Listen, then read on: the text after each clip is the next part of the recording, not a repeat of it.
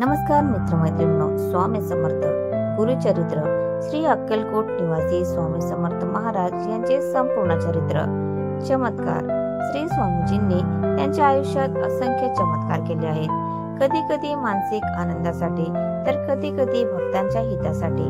त्यांच्या चमत्कारांचे प्राथमिक उद्दिष्ट त्यांच्या भक्तांचे दुःख दूर करणे आणि त्यांना आनंदी करणे हे होते। एक जादूगार चमत्कारिक जादूटोणा करतो आणि जनतेला फसवतो, परंतु महान संत त्यांच्या अपवादात्मक चमत्कारिक कार्यांनी डोके टेकवतात। भगवंत सुतार यांच्या शेतात श्री स्वामीजींनी तोंडभर पाणी कुस्करले, तेच पाणी आगीत तुंकले आणि आग पेटवली। मंगळवेढा येथील विहिरीत पाणी नव्हते, श्री स्वामीजींनी विहीर पाण्याने भरली।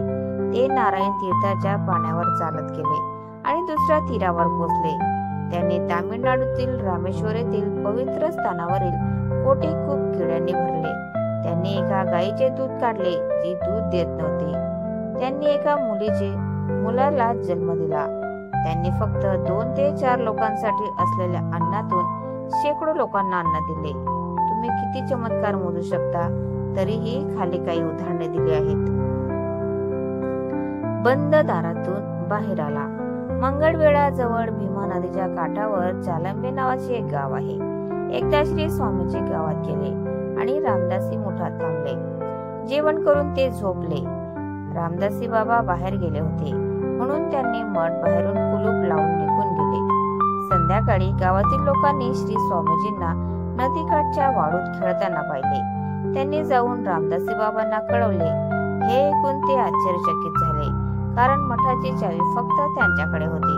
म्हणून ते मठात गेले, कुलूप उघडले, पण त्यांना अविश्वास वाटला की त्यांना श्री स्वामीजी आत सापडले नाहीत। मठाबाहेर जाण्याचा दुसरा कोणताही मार्ग नव्हता, फक्त त्यांनी बंद केलेल्या दारापेक्षा।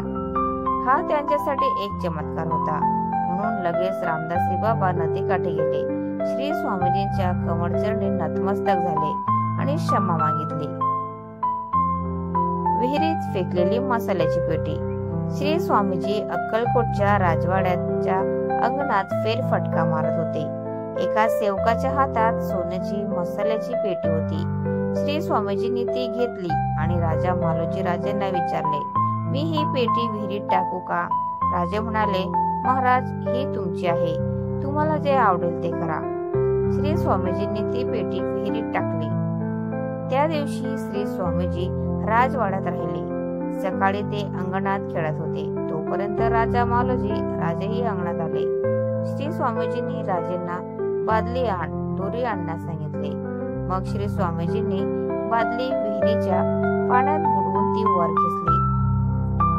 बादलीने आदल्या दिवशी टाकलेली मसाल्याची पेटी वर आणली। ती लवंग आणि वेलचीने भरलेली होती, पण ती ओली झाली नव्हती किंवा पाण्याने स्पर्शही केला नव्हता। स्वामीजींच्या या चमत्कारिक खेळाने उपस्थित असलेले सर्वजण आश्चर्यचकित झाले। तर मित्रांनो, तुम्हाला पण स्वामीजींचे असे चमत्कार माहिती आहे का? कमेंट मध्ये नक्की सांगा। आणि हा व्हिडिओ जर तुम्हाला आवडला असेल तर व्हिडिओला लाईक करा, शेअर करा आणि चॅनलला सबस्क्राईब करायला विसरू नका। धन्यवाद। Thanks for watching.